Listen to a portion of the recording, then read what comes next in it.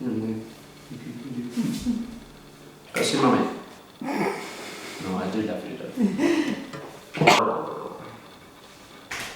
Hi, welcome back to More Bottles and Talent, episode 4? No, what episode? Yeah, 3. Episode 3. Oh, fuck. Episode 3 with me, Ben Timmons, the racing driver, for a chronic case of having more bottle than talent. In this episode we're going to discuss race event number 5, which is at Anglesey. Also, just to add, the sun, selfishly, keeps coming in and out, which means that sometimes the camera's super bright, sometimes it's really dark. Zoe. So the Anglesey race came around what felt like super quickly. You may recall from the last race at Donington Park that I'd moved house the day before having to go to the race essentially. Straight after that, I was then in Madrid for work, and then in London for work, and then in France. Came back, still living in boxes in absolute chaos, and then very quickly had to go to Anglesey for the race. So it came around so fast. Now, the race weekend itself didn't get off to the best of starts. Now, Anglesey is miles away. It is like travelling to Mordor from where I am in Essex. So it was going to be a 6.5-hour journey, which meant that we were going to have to get there Wednesday and leave on the Monday, in fact, super early on the Monday, just because it wouldn't have been feasible to do that journey straight after racing. Now, the original plan, as is for every race, is that I use my normal day-to-day car to tow my trailer to the race with the caterham inside it, and all the other gubbins and bits and bobs that you need just chucked in the boot as well.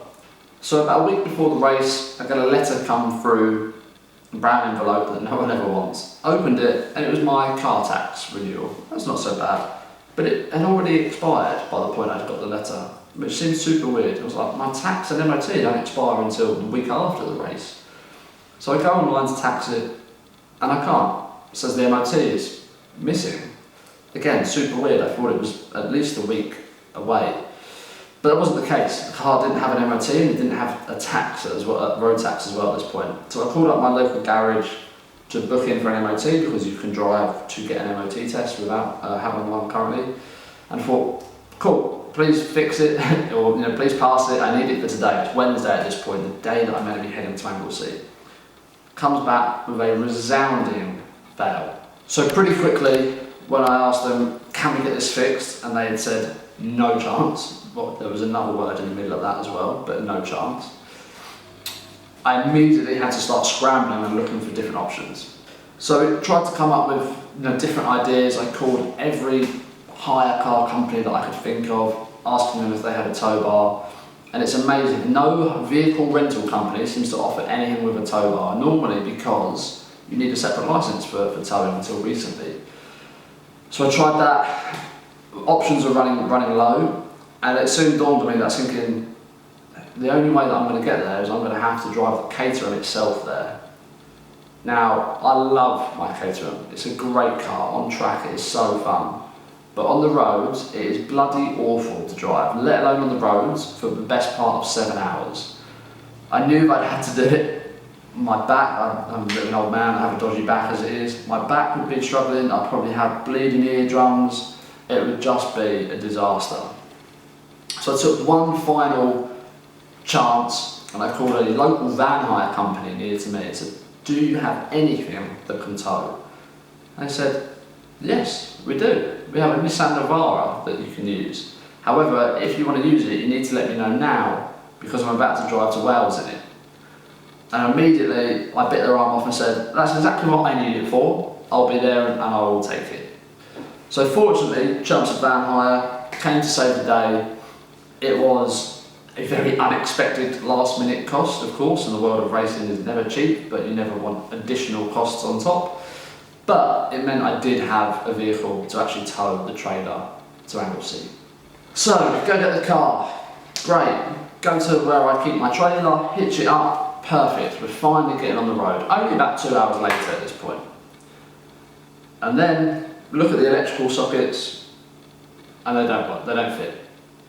The electrical socket on my trailer is a 13 pin, the electrical socket on the Navara is a 7 pin.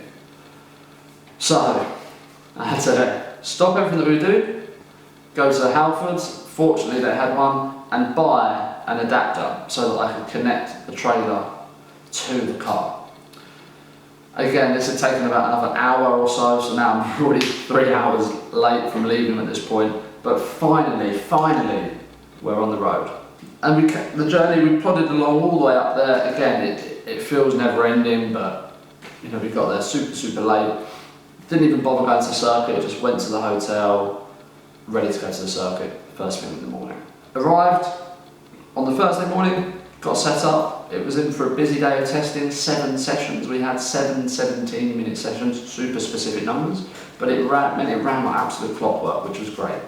Now, I'd never driven at Anglesey before, and I went out in the first session just getting a feel for the track, knowing which way does it go, how should I be driving each corner. And bizarrely, the 3rd lap that I did in that first test session remained my fastest lap across the whole weekend. Now, you might be wondering, well, that doesn't make any sense, surely you'd be getting faster. And yes, you'd be absolutely right. However, at Anglesey, it was super hot.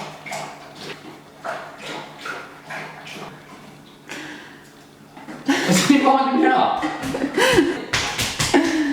Now, the heat seems to be a bit of a running theme with our races so far, which you would never expect in the UK, but Silverstone, up until that point, the hottest days of the year. It was mega hot. Donington Park, we were there, another heat wave. Anglesey, which is the most northwesterly point of Wales that you can get to, it was 30 degrees every day. They just don't have that. That doesn't happen in Anglesey. It's normally raining every day of the year. So it meant in testing, it was super hot, which also means it's really physical, it's really hard work and very tiring. From a performance point of view, what that actually means is it can be detrimental, mainly because of the impact that it has on the tyres. Now, tyres, of course, need to get up to a certain operating temperature, which is where they will be at peak performance. But what quickly happens is, past that temperature, the performance starts to drop off a cliff. And with how hot it was and how consistently hot it was, very quickly, tyres were dropping off the cliff of performance. It meant it was super slippery.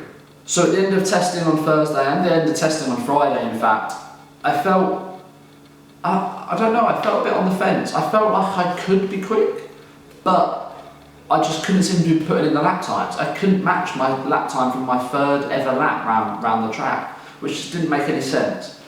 And it looked like other people certainly had people who had driven there before, looked super quick. Some of the other runners that we have, the likes of Rob and Brian, they were lightning fast. And I was thinking, I'm going to really struggle to hold my own against probably the top 5, top 6 here today. So testing on Friday finished incident-free, which is always the most important thing. And again, I was on the fence. I was thinking, I know I'm in the mix, but there was lots of people that looked lightning quick. Rob Kennelly, Ryan Wilby were absolutely flying around there. So I knew I'd have my work cut out to stay with the top 5, top 6 places.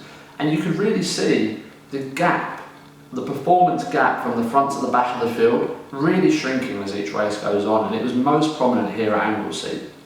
The people that you would normally expect to probably get past you in 2 or 3 corners, it was taking me a lap or even more to overtake those people. So it's great to see people progressing and becoming faster and more confident as well. So the Saturday was a day off for us in the academy. So I spent the day with my dad. We went to play golf, another sport that I love, that I'm also terrible at. But that was a great day. And then we went to do some, a little bit of sightseeing, so to speak. Went to some places that he went to on holiday when he was like 6 years old. So it was all 50 years ago. So spent the day going around different parts of North Wales, which was lovely. It was a good chance just to switch off, not really think too much about the race as well. So Sunday came around, and actually it's the first time that we had a practice session. Now normally we don't tend to get that. We would normally just have qualifying and race, and your practice sessions would be the days before in the testing period. But fortunately, this is something we were able to have. It was a condition of the academy racing at Anglesey. So in practice, I tried a different strategy. Firstly, I actually changed the suspension on my car ever so slightly. I had raised the front ride height. Now the main reason for that is I was really struggling with what we would call oversteer, which is when the car is essentially turning too much. And what that means is that you lose the grip at the rear of the car and the car will just spin round, or it becomes very lively. So I had changed the suspension to try and help with that. And I'd also heard other drivers saying that by putting brand new tyres on, they were going quicker. And the logic behind that was that the additional tyre tread would help to withstand the heat. So I thought, I've got nothing to lose at this point. The practice session, I'm going to go out on brand new tyres and we're going to see how the car feels. I've got my race tyres ready that I'm going to go with as a default, but if not, we're going to go with these new ones. And I also didn't want to use the race tyres in practice because I think it would have taken too much life out of them. This place was churning through tyres with that heat. So I went out in practice. I was essentially the first car out, so I would have nothing but clean air in front of me, and I would be able to get a true read on how I was driving, what my pace was like, not just how much of a tow I was getting. And the car felt great. It felt the best it had felt throughout that testing period. So I'd come in, and I think I was third in free practice, which I was really happy with, especially considering that all of those laps were in clean air. So I thought, we'll roll the dice. I'm going to put my race tyres on for qualifying, which is what I would normally do. Went out to qualify, and unlike at Donington where I'd really struggled to get it right, I thought I had a grip of it. I thought, okay, I'm going to back off here, I'm going to make lots of space, make sure I get enough of a slipstream from people, and I should be able to bang in a good lap. I probably went the other way from Donington. I probably did too much of that, and it meant I didn't put in enough fast laps. The fastest lap I had towards the end of the session, I had timed it wrong and I had to back out before I caught up with the other cars in front of me. The car didn't feel anywhere near as good as it did in free practice with the new tyres. I felt like I was really struggling with the tyres by comparison, and when we came in from qualifying I was expecting, I would have been happy with third, fourth or fifth place really. Came in, was absolutely delighted to see that I'd been able to get P2. Again, the front row start, Matt Larby in first, who was just absolutely flying. He was like 0.8 of a second ahead. He was just in a different world in qualifying. But it meant I was on the front row for qualifying, the first time ever. And the first time ever that I've retained my original qualifying position. Normally I'm getting knocked down for track limits or flag infringement. Not the case this time. I had actually kept that P2 position. Now in preparation for the race there was a huge wait time. I think we qualified at something like 1 o'clock or so, and then we were racing at like 5 p.m. So again, a huge amount of time sat waiting around, particularly in that heat. So the race came, my normal pre-race routine, headphones on, blocking out the world, and we were waiting in the assembly area, which is essentially just a giant car park. And wow, it was so hot. We were sat there, you're in all your clobber, which is fireproof, but it does make you feel like you're going to catch fire when you're wearing it in that heat. Got in the cars, got ready, and I had this massive wave of nerves come over me. And I don't know why, it's the first time I've had that. So I had to, in the formation lap for sure, I had to go around and really have a word with myself, try and get myself to calm down, and just go out, focus on my driving. I know what I needed to do. So we're there on the grid, we've done our formation lap, we're ready to go. And at Donington I had the worst start I've ever had, and again I normally rate my ability to be quick off the line. So I knew I had to redeem myself this time. The lights came on, they went out, and I got what, not far off what I would call a perfect start. And then immediately in turn 2, threw it all away. I went in so quick into turn 2, I was so keen to break away, certainly to not give Matt the opportunity to get a slipstream from me, that I just went in way too hot and made a mistake. That then meant that coming out of turn 3, a fast right-hander, Matt was absolutely all over me. And he overtook me going up into turn 4, again an uphill right-hander, super heavy braking zone, and we were so close. We were literally in each other's wheel arches, basically like rubbing. But it also gave Matt and I an opportunity to break away. And at this point I was thinking, this is what we need to do. Ideally we need to work together to get away from the pack and secure that 1 and 2, the top 2 positions. So we pounded around for a few laps. Matt was leading the way. I was happy just to sit behind him, certainly for the first half of the race or so, until there was an opportunity to overtake. However, I didn't get that opportunity. Matt was honestly in a completely different league to me that day. Now in terms of raw pace, I don't think I was a million miles away. Certainly he was better than me, particularly a beautifully named corner called Siemens, which is a downhill left-hander off camber corner, super tricky. I was just the rear of my car felt so unsettled going into that. Every time Matt was just pulling away from me out of that corner. And the thing with Matt, he's so consistent. The guy does not make mistakes, certainly not as many as I do. And whilst I was sat behind him thinking, I can catch you, I can win this, I continued to make mistakes. So that left-hand corner that I mentioned, and really prominently, gear changes. Now this affected me at Silverstone massively. It was one of the reasons why I think I finished in the position I finished in. But going from second to third, I continued to struggle with. More so at Anglesey than I have done before, in fact. Now coming out of the second to last corner, I missed this gear, I don't know, getting on for 10 times. We only had 12 laps or so. So I'd made gear change mistakes throughout the entire race. And after 2 or 3 of those, Matt had broken the toe from me and he was just driving off into the sunset at this point. It was around the same amount of time, about 12 minutes into the race, that the tyres that I had on really started to struggle as well. And this is something that was mentioned to me, that if you're going to run brand new tyres, they'll feel great, but then they're going to very quickly drop off. And I very quickly hit that point. So by the midway point of the race, I had to resign myself essentially to driving for second place. And I thought, I'm not going to be able to catch Matt. He's just, today's his day, he's in a different league.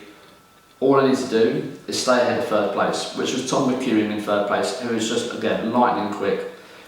And I could see, as this race progressed, I could see Matt pulling away, and I could see Tom's luminous green machine just peering ever larger in my rearview mirror. As each lap went round, it would just get slightly bigger and slightly bigger. And by the end of the race, I was so relieved when the last lap board came out. As soon as I saw that, I thought, right, one more lap, just keep it on the road. I was driving more conservatively to mitigate issues and certainly keep what I could in the tyres. Finished the last lap with no real major mistakes. Came across the line in second place. I was absolutely ecstatic to have finished there. I knew what the race win was going to be out of my hands with how Matt was driving. But to finish second at a circuit that I'd never driven before, 2 days prior to turning up, was a great result. If someone had said to me on Wednesday, hey Ben, I'm going to give you second place, you don't even need to turn up, wow, I would have bitten your arm off for it. So the result was great. If there'd been a couple more laps, Tom definitely would have caught me. He definitely had the measure of me towards the end of that race. So it was a huge relief when that checkered flag came out when it did. And I didn't miss it this time. I saw it once, I took it once, I didn't get called up to see the clerk, so it was a good result all round. So, second place, again, a great result, but most importantly for me, it really gave me a good pile of, good haul of championship points again. It still leaves me third in the championship. Matt and Tom, again, are still ahead of me. I know I still have a lot of work to do, but with the 3 or 4 races that we have left, if I can get one win at least, then this championship fight will very much continue to be alive. Matt did the holy trinity or quadruple in this case. He put it on pole, he won the race, he got the fastest lap and set a new lap record. He's very much the man on form. He is the one, along with Tom, that obviously we really need to beat going into Knock Hill. Again, a circuit I've never driven before. It's going to be super tough, but I'm going to do everything I can to keep taking the fight to those guys and try and get our way to that top spot of the championship. So the next event is Knock Hill. It's a double header. It's 2 races and Knock Hill. I'm coming for you. Thank you to everyone who has watched. If you want to continue to support me, feel free to follow on Instagram and TikTok as well. But for now, thank you for watching and we'll catch you on the next episode. You fucking winding me up.